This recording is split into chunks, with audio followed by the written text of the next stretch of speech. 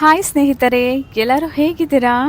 ಇವತ್ತು ನಾನು ನನ್ನ ಹಸ್ಬೆಂಡ್ ನಮ್ಮ ಮನೆಯ ಹತ್ತಿರ ಇರುವಂತಹ ಯು ಮಾಲ್ ಅಂದರೆ ಹುಬ್ಳಿಲಿರುವಂತಹ ಯು ಮಾಲ್ಗೆ ಬಂದಿದ್ವಿ. ಯಾಕಂದರೆ ನನ್ನ ಬರ್ಡೇ ನಾಳೆ ಇರೋದ್ರಿಂದ ನನ್ನ ಹಸ್ಬೆಂಡ್ ನನಗೆ ಒಂದು ಬಟ್ಟೆನ ಕೊಡಿಸ್ತೀನಿ ಅಂತ ಹೇಳಿದ್ರು. ಅದಕ್ಕೋಸ್ಕರ ನಾವು ಬಂದಿದ್ವಿ. ಸೊ ಸ್ಟಾರ್ಟಿಂಗಲ್ಲಿ ನಾನು ಝುಡಿಯೋದಲ್ಲಿ ನನಗೆ ಟ್ರೆಡಿಷ್ನಲ್ ವೇರ್ ಬೇಕಾಗಿರೋದ್ರಿಂದ ನಾನು ತುಂಬಾ ಸರ್ಚ್ ಮಾಡಿದೆ. ಬಟ್ ನಾನು ಸರ್ಚ್ ಮಾಡಿದಂಥ ಪ್ಯಾಟರ್ನ್ ನನಗೆ ಎಷ್ಟು ಹುಡುಕಿದ್ರೂ ಸಿಗಲಿಲ್ಲ. ಕ್ಲಾತ್ಸ್ ಎಲ್ಲ ತುಂಬಾ ಚೆನ್ನಾಗಿತ್ತು, ಹಾಗೆ ತುಂಬ ಸ್ಟೈಲಿಶ್ ವಿಯರ್ಸ್ ಕೂಡ ಇಲ್ಲಿ ಇತ್ತು. ಪ್ರೈಸ್ ವೈಸ್ ನೋಡಿದ್ರೆ ಓಕೆ ಇದೆ, ಸೊ ತೊಗೋಬೋದು. ಬಟ್ ನಾನು ಹುಡುಕ್ತಾ ಇದ್ದಿದ್ದು ಟ್ರೆಡಿಷ್ನಲ್ ವಿಯರ್. ಸೊ ನನಗೆ ಅಷ್ಟೊಂದು ಕಲೆಕ್ಷನ್ಸಲ್ಲಿ ಸಿಗಲಿಲ್ಲ. ಸೊ ನಾನು ನನ್ನ ಹಸ್ಬೆಂಡು ತುಂಬಾ ಸರ್ಚ್ ಮಾಡಿದ್ವಿ. ಸೊ ಸಿಗದೇ ಇರೋದ್ರಿಂದ ನೋಡಿ ನಾನಿಲ್ಲಿ ನಿಮಗೆ ತೋರಿಸ್ತಾ ಇದ್ದೀನಿ. ಎಲ್ಲ ಬಟ್ಟೆಗಳು ಸಹ ಚೆನ್ನಾಗಿದೆ, ಬಟ್ ಟ್ರೆಡಿಷ್ನಲ್ ಲುಕ್ ಅಷ್ಟು ನನಗೆ ಕಾಣಿಸ್ಲಿಲ್ಲ.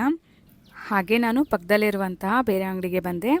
ಇಲ್ಲಿ ನನಗೆ ಟ್ರೆಡಿಷ್ನಲ್ ವಿಯರ್ ಸಿಕ್ತು, ತುಂಬಾ ಚೆನ್ನಾಗಿದ್ವು ಬಟ್ಟೆಗಳೆಲ್ಲ. ಹಾಗೆ ನನ್ನ ಹಸ್ಬೆಂಡ್ ಚಾಯ್ಸ್ ಮಾಡಿರುವಂತಹ ಒಂದು ವೈಟ್ ಕಲರ್ ಕ್ಲಾತ್ನ ನಾನು ತಗೊಂಡೆ.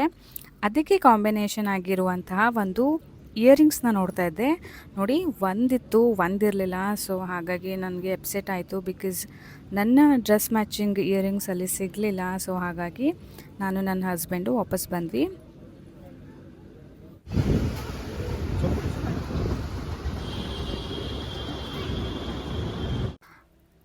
ಈಗ ನೋಡ್ತಿದ್ದಾರಲ್ವ, ಈ ಒಂದು ಕ್ಲಾತನ್ನು ನಾನು ತೊಗೊಂಡೆ. ತುಂಬಾ ಚೆನ್ನಾಗಿದೆ, ಕ್ವಾಲಿಟಿ ವೈಸ್ ಕೂಡ ತುಂಬಾ ಚೆನ್ನಾಗಿತ್ತು. ಅದು ಅಲ್ಲದೆ ಇದು ಮೇನಾಗಿ ನನ್ನ ಹಸ್ಬೆಂಡ್ ಸೆಲೆಕ್ಷನ್ ಆಗಿರೋದ್ರಿಂದ ನನಗೆ ತುಂಬಾ ಇಷ್ಟ ಆಯಿತು. ಹಾಗೆ ಅಲ್ಲಿ ನಾನು ನೋಡಿ ಈ ಕಲರ್ ಬ್ಯಾಂಡ್ನು ಕೂಡ ತೊಗೊಂಡೆ.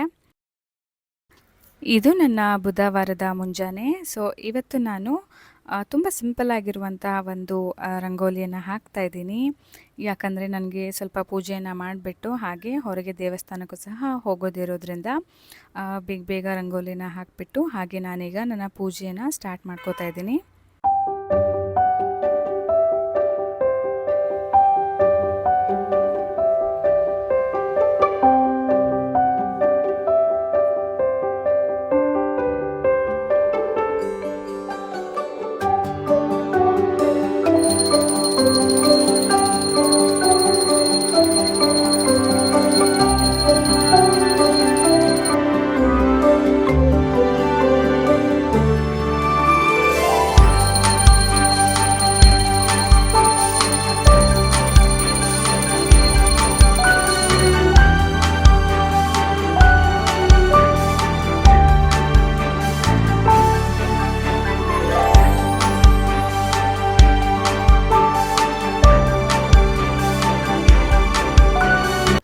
ಇವತ್ತು ನನ್ನ ಬರ್ಡೇ ಆಗಿರೋದ್ರಿಂದ ದೇವರು ಪ್ರತಿಯೊಬ್ಬರಿಗೂ ಕೂಡ ಒಳ್ಳೆಯ ಆರೋಗ್ಯ, ಆಯಸ್ಸು ಹಾಗೆ ನೆಮ್ಮದಿಯನ್ನು ಕೊಡಲಿ ಅಂತ ಬೇಡಿಕೊಂಡು ಟಿಫನ್ಗೆ ಪೂರಿ ಮತ್ತು ಆಲೂ ಸಾಗುವನ್ನು ಮಾಡಿದ್ದೆ.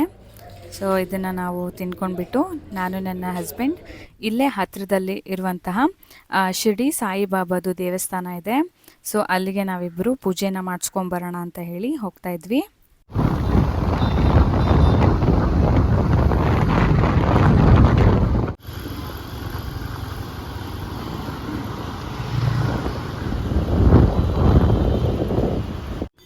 ಈಗ ನಾವು ದೇವಸ್ಥಾನವನ್ನು ತಲುಪಿದ್ವಿ. ಈಗ ನಾನು ಹಣ್ಣು ಕಾಯನ್ನು ತಗೋತಾ ಇದ್ದೀನಿ ಪೂಜೆಯನ್ನು ಮಾಡಿಸ್ಲಿಕ್ಕೆ.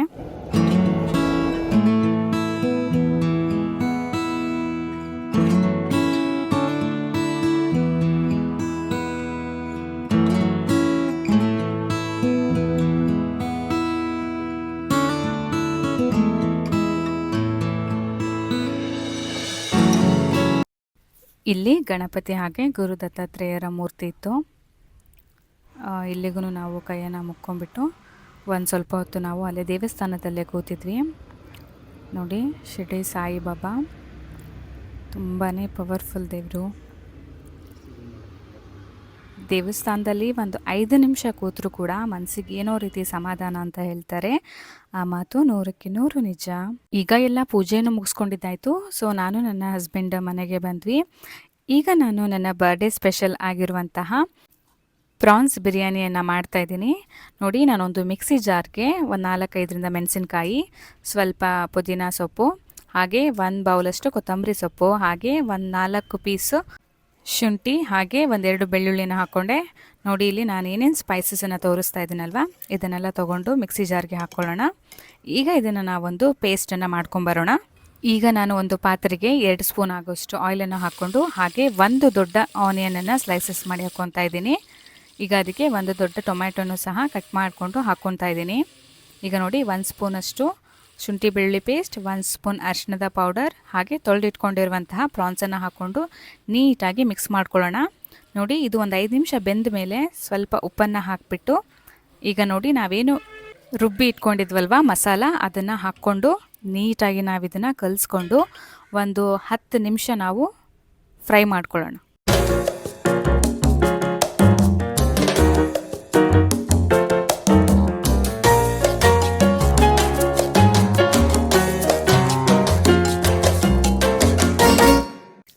ನೋಡಿ ಇವಾಗ ಇದು ಪ್ರಾನ್ಸು ಚೆನ್ನಾಗಿ ಬೆಂದ್ಕೊಂಡಿದೆ, ನೀಟಾಗಿ ಮಸಾಲ ಎಲ್ಲ ಇದೀಗ ಹಿಡ್ಕೊಂಡಿದೆ.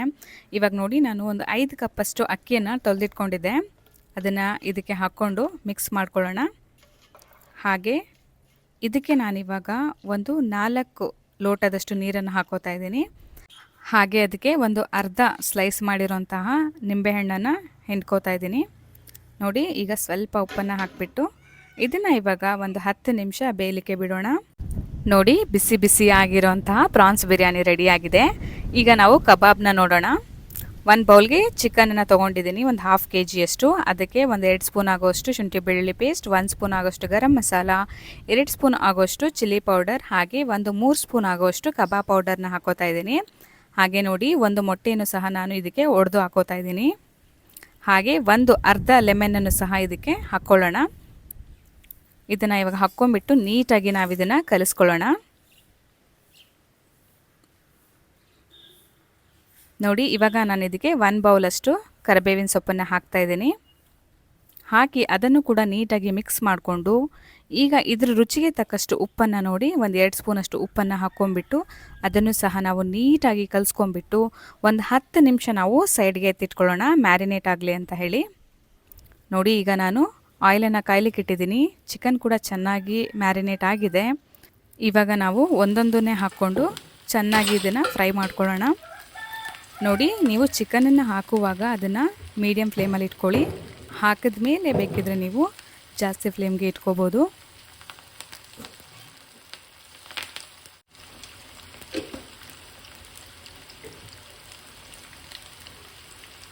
ನಿಧಾನವಾಗಿ ನಾವು ಅದನ್ನು ಕಾಯಾಡಿಸ್ಕೊಂಡು ನೀಟಾಗಿ 2 ಸೈಡು ಇದು ಚೆನ್ನಾಗಿ ಫ್ರೈ ಆಗಬೇಕು. ನೋಡ್ತಿದ್ದೀರಾ ಇವಾಗ ಕಬಾಬ್ ರೆಡಿಯಾಗಿದೆ, ಹಾಗೆ ತುಂಬ ಕ್ರಿಸ್ಪಿ ಆಗಿದೆ. ಟೈಮ್ ಇಲ್ಲ ಅಂದಾಗಲೂ ಕೂಡ ಇದನ್ನು ತುಂಬ ಫಾಸ್ಟಾಗಿ ಮಾಡ್ಕೊಬೋದು. ಹಾಗೆ ನಾನು ಚಿಕನ್ ಚಿಲ್ಲಿಯನ್ನು ಸಹ ನಾನು ಮಾಡಿದ್ದೆ, ಬಟ್ ಇದರ ಒಂದು ವಿಡಿಯೋನ ನಾನು ಅಪ್ಲೋಡ್ ಮಾಡೋಕ್ಕೆ ಆಗಿಲ್ಲ. ಅಷ್ಟೊಂದು ಟೈಮ್ ನನಗೆ ಸಿಗಲಿಲ್ಲ, ಹಾಗಾಗಿ ಮಾಡ್ಕೊಳ್ಳೋಕ್ಕಾಗಲಿಲ್ಲ. ನೆಕ್ಸ್ಟ್ ಟೈಮ್ ನಾನು ತೋರಿಸ್ತೀನಿ.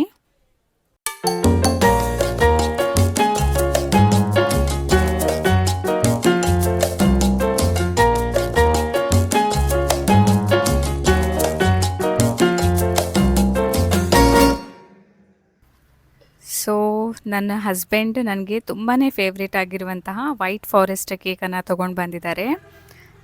ಅದರ ಮೇಲೆ ರೋಸ್ ಅಂತ ಬರೆಸಿದ್ದಾರೆ.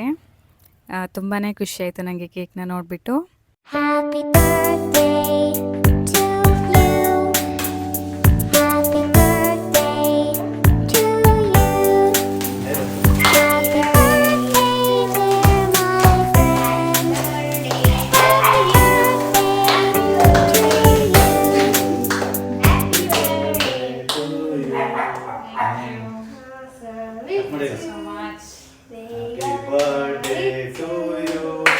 Happy birthday to you.